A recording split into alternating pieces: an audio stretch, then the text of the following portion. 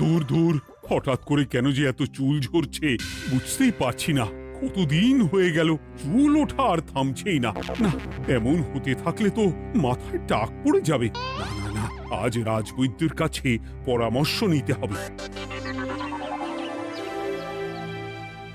কি ব্যাপার মহারাজ, আজ আপনাকে এমন চিন্তিত দেখাচ্ছে কেন? জীবনে বড় দুঃখ গোপাল, মন মেজাজ একদম ভালো নেই। সে কি কি হয়েছে মহারাজ? গোপাল থাকতে দুঃখ কিসের? আর বলো না, মাথার চুলগুলো আজকাল ঝড়ে পড়া পাতার মতো পটপট করে ঝরে যাচ্ছে। আমি তো জানি কেন এমন হচ্ছে, কিন্তু এখনই মুখ খুললে চলবে না। আর একটু বেশি বিপদ বাড়লে তখন মাঠে নামবো। তাই বলুন। এ তো খুব ছোট ব্যাপার। চুল ঝরলে টাক পড়বে, আর সেটা পড়া কত ভালো জানেন? কথায় আছে, যত বড় টাক তত বেশি টাকা। তুমি চুপ করো তো বাপু। যদি টাক থাকলেই টাকা হতো, তাহলে তোমার টাকা কোথায়? যেটা বোঝো না সেটা নিয়ে কথা বলো না। তাই না তাই, মহারাজের ঝরছে চুল, চিন্তার ভাঁজ মাথায়। গোপাল যতই চেষ্টা করুক, চিড়ে ভিজবে না কথায়। তোমরা সকলে থামো তো দেখি। ও রাজবৈদ্য, তুমি এর কিছু উপায় বলো। আগে মহারাজ, অনেক সময় দেহে ওই লৌহের পরিমাণ কমে গেলে এমন চুল ঝরে। আপনি বরং পালং শাক, ওই কিশমিশ, কলা ও আরো কিছু ফল আমি বলে দিচ্ছি, সেগুলো বেশি করে খান। আচ্ছা আচ্ছা আচ্ছা, তবে তাই করে দেখি।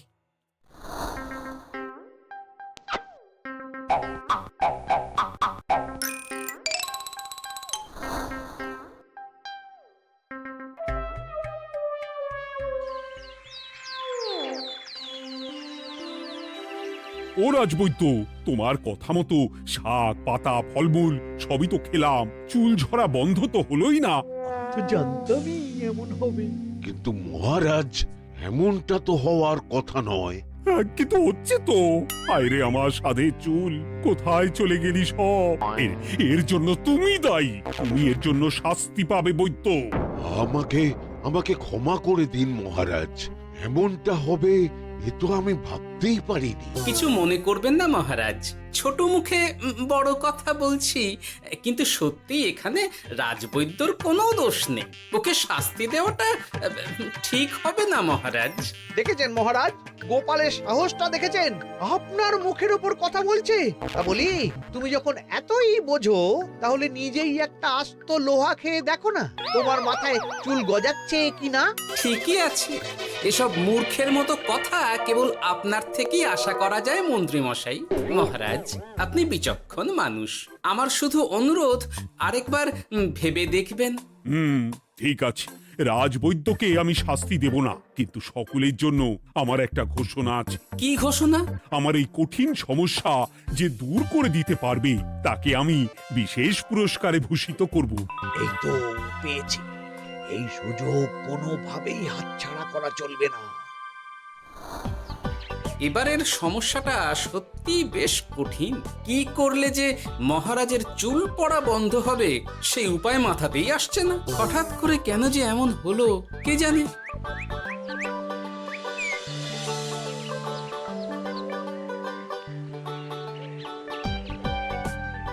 ও মা, তুমি এসে গেছো? একটু বসো, আমি তেলটা মেখেই হাত ধুয়ে খাবারটা বাড়ছি। হ্যাঁ, সে ঠিক আছে, কিন্তু তুমি কিসের তেল মাখছো এটা? কি আবার মাথার চুলের তেল?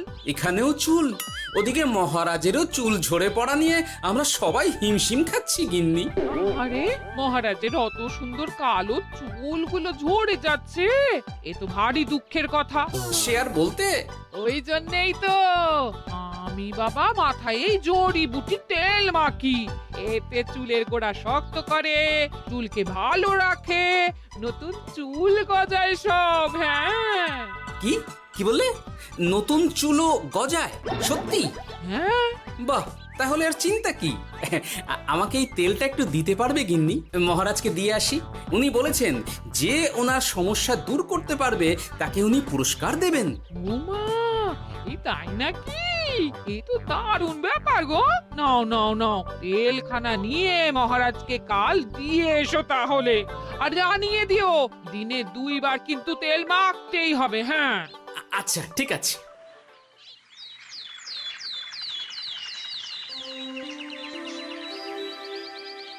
কোনো উপায় খুঁজে পেলে তোমরা? আগে মহারাজ, আমি আপনার জন্য নকল চুল বানিয়ে এনেছি। যতদিন আপনার চুল পড়া বন্ধ না হচ্ছে ততদিন আপনি এটা পরে ব্যবহার করতে পারেন। সে তো বুঝলাম, কিন্তু নকল চুল তো আর আসল চুলে জায়গা নিতে পারবে না বিজ্ঞানী। আসল চুলের কথা ভেবে আমি আপনার জন্য কেশুত্তে পাতা এনেছি মহারাজ। আচ্ছা বেশ। তা গোপাল, খুব তো আগের দিন বকবক করছিলে, তুমি কি এনেছো শুনি?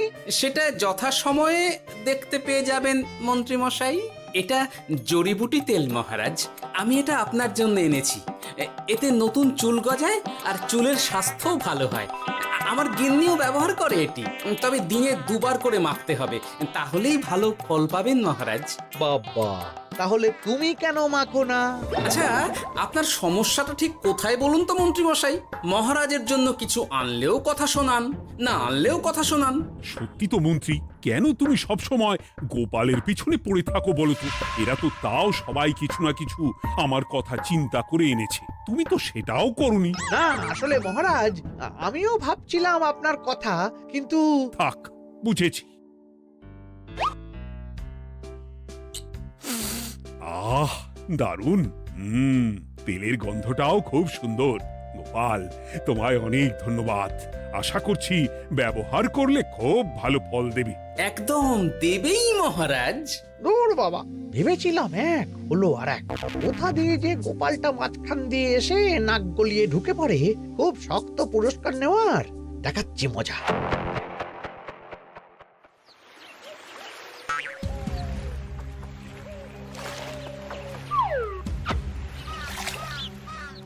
এবারে গোপালের তেল দিয়েই সব কিছু তোলপাড় করব।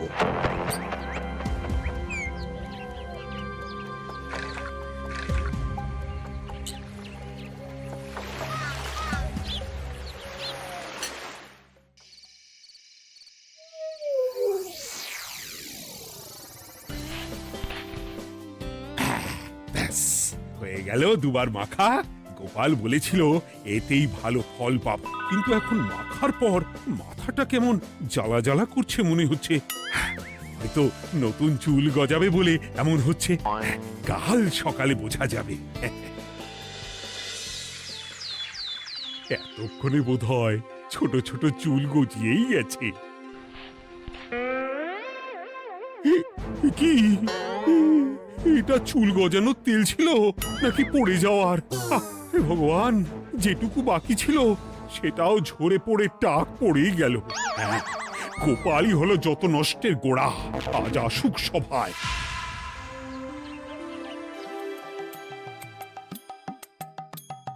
এই যে এখন এলেন উনি। ও কি মহারাজ, আপনি এমন কাপড় মাথায় জড়িয়ে বসে আছেন কেন? তুমি আর এমন প্রশ্ন জিজ্ঞাসা করো না গোপাল, তোমার দয়াতেই মহারাজের এমন অবস্থা। মানেটা আমি তোমায় দেখাচ্ছি, দাঁড়াও। এই যে গোপালের দেওয়া তেল মেখেই আমার এমন হয়েছে, আর তার জন্য আমি তোমাকে কোনোদিনও ক্ষমা করব না গোপাল। বিশ্বাস করুন মহারাজ, আমার গিন্নিও মাখে এই তেল, কিন্তু এমন কিছু তো এখনো পর্যন্ত ঘটেনি। আমি আর কিচ্ছু শুনতে চাই না। আমার মাথা ভর্তি চুল আমি ফেরত চাই। যতদিন না আমার মাথার সব চুল ফিরে আসছে ততদিন আমি তোমার মুখও দেখতে চাই না। মহারাজ, আপনার কোনো চিন্তা নেই, আমি তো আছি। এবার এই সমস্যার একটা সমাধান আমি করেই ছাড়বো। কি ব্যাপার, মন্ত্রী মশাই এত লাফাচ্ছে কেন? এসবের পেছনে আবার ওনার হাত নেই তো? না, ব্যাপারটা পরে দেখতে হচ্ছে।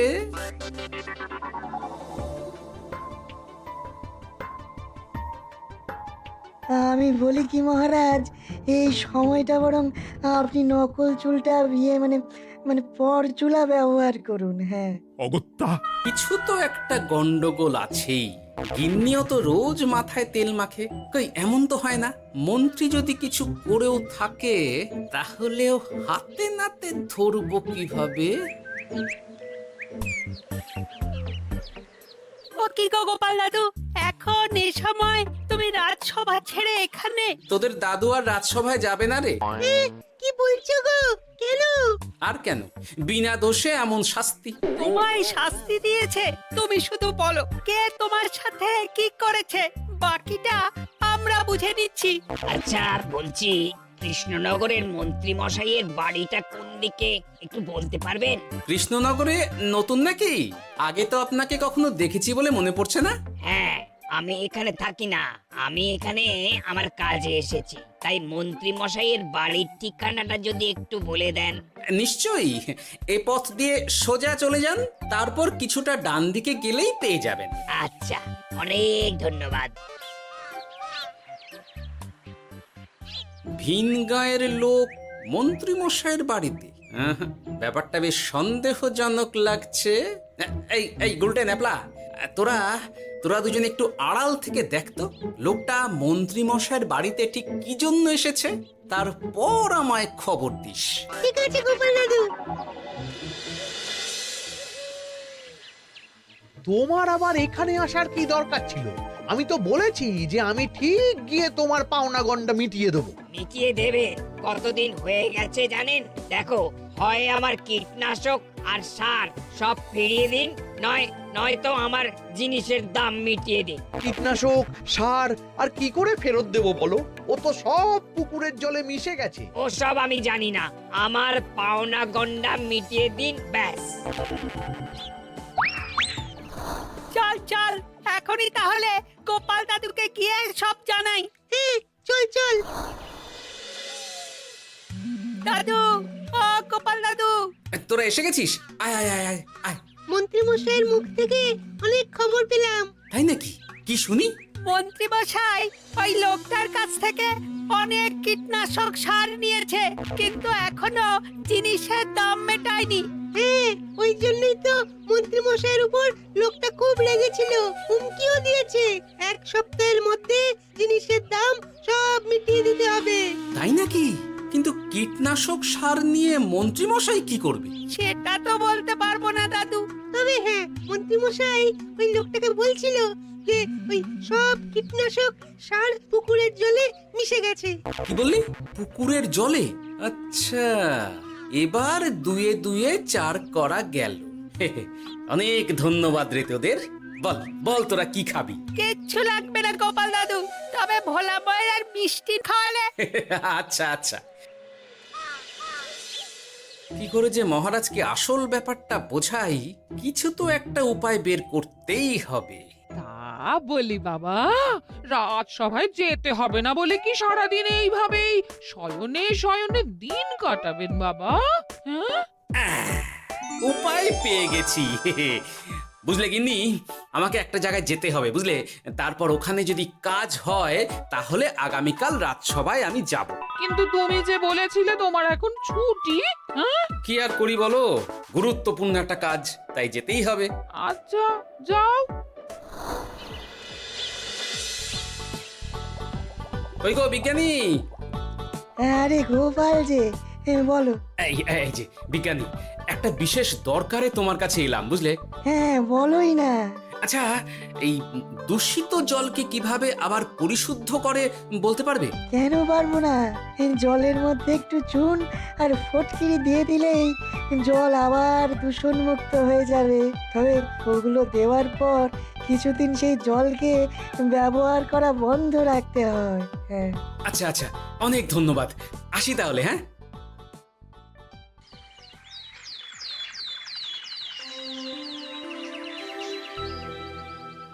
ছায়া পড়েছে, ছায়া পড়েছে। আমি বেশ বুঝতে পারছি তার ছায়া পড়েছে এখানে। কার ছায়া পড়েছে? আজকাল তোর মাথা থেকে অনেক চুল ঝরে পড়ছে, তাই না? আগে হ্যাঁ সাধু বাবা, আপনি একদম ঠিক কথা বলেছেন। ও বাবা, এই আবার কোথা থেকে উদয় হলো? আরে আমি একা গিয়ে সেই স্নানের পুকুর পরিদর্শন করতে চাই। যথা আজ্ঞা বাবা।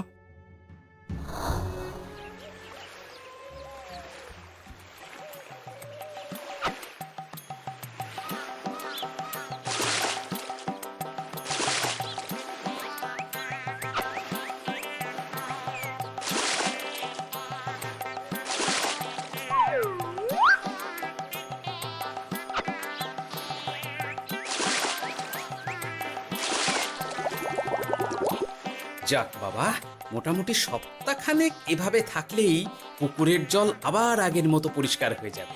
এবার শুধু মহারাজকে একটু বুঝিয়ে বললেই হয়ে যাবে।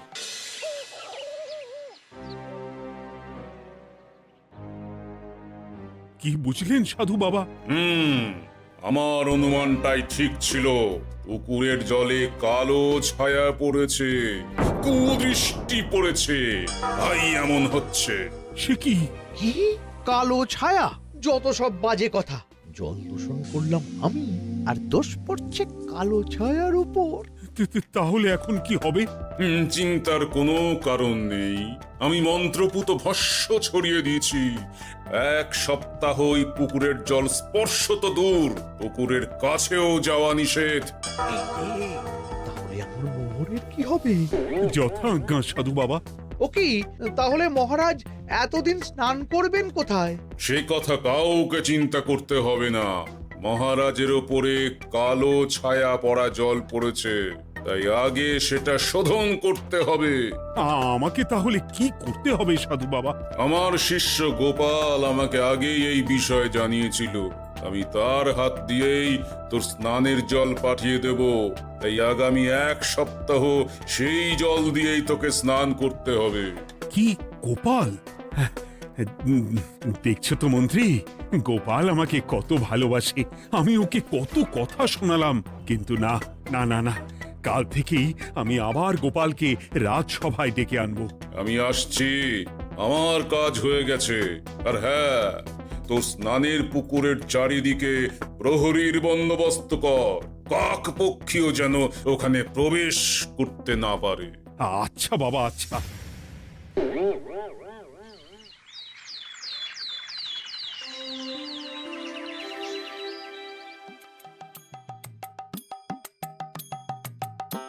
গোপাল, তোমাকে আবার এখানে দেখতে পেয়ে আমার খুব ভালো লাগছে। তোমার গুরুদেব গতকাল এসেছিলেন, কিছু মনে করো না। না বুঝেই তোমাকে অনেক কথা শুনিয়েছি। না মহারাজ, আমি জানি আপনি আমাকে খুব ভালোবাসেন, তাই আমি কিছু মনে করিনি মহারাজ। এই নিন, আমি আপনার স্নানের জল এনেছি। হ্যাঁ হ্যাঁ হ্যাঁ, দাও দাও দাও।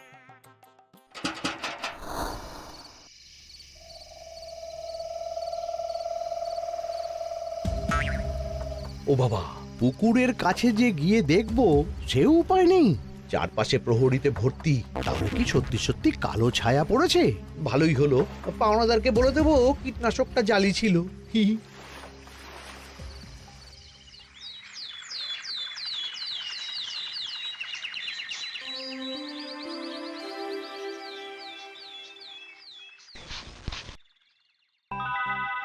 এই তো আমার সেই পুরনো কালো চুলগুলো আবার ফিরে এসেছে। আহা, কি যে আনন্দ হচ্ছে দেখে। আজ 1 সপ্তাহ সম্পূর্ণ হলো। গোপালের জন্য আমার স্নানের পুকুর থেকে কালো ছায়া দূর হয়েছে। আমাকে এই সমস্যা থেকে দূর করার জন্য আমি গোপালকে 100টি মোহর উপহার দিতে চাই। ধন্যবাদ মহারাজ। দূর, আমার আর ভালো লাগে না। সব সময় গোপালই মোহর পায়, এটা তো আমার পাওয়ার কথা ছিল। এদিকে আজকে পাওনাদারও আসবে।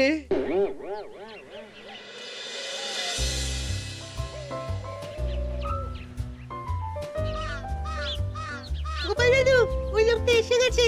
আচ্ছা, আসছি। এটা তো মন্ত্রীর বাড়ির দিকে রাস্তা। আমরা তাহলে ওদিকে সেদিকে কেন যাচ্ছি গোপাল? আপনার পুকুরের আসল রহস্যটা কি সেটা আপনি জানবেন না মহারাজ। মানে নিজের চোখেই দেখুন, তাহলে বুঝতে পারবেন। আর একটু সময় দাও আমায় ভাই, এমনিতেও তোমার কীটনাশক কোনো কাজের নয়। কি এখন এসব কথা? আর একদিনও সময় দিতে পারছি না। একটু বোঝো, একটু। সব আমি মহারাজের পুকুরের জলে মিশিয়ে দিয়েছি। মন্ত্রী, তুমি তাহলে সেই কালো ছায়া? মহারাজ, আপনার পর্দা ফাঁস হয়ে গেছে মন্ত্রী মশাই। তুমি তাহলে সবটা জানতে? একদম প্রথম থেকে। রে, খুব জোর ফেঁসেছি। এদিকে পাওনাদার, ওদিকে মহারাজ, এখান থেকে কেটে পড়তে হবে। গন্ডগোল করে আবার পালানো হচ্ছে তবে রে। বলো, কেন করেছিলে? মহারাজ, আমি ভেবেছিলাম আপনার সব চুল উঠে গেলে আমি আপনার কাছ থেকে চুল গজানোর ওষুধ দেওয়ার নামে অনেক টাকা লুটবো। কিন্তু সেই ভাবনা ভাবনাই থেকে গেল, সেগুড়ে যে বালি হয়ে গেল। ভাবা যায় চুলের জন্য চুলো চুলি, হ্যাঁ?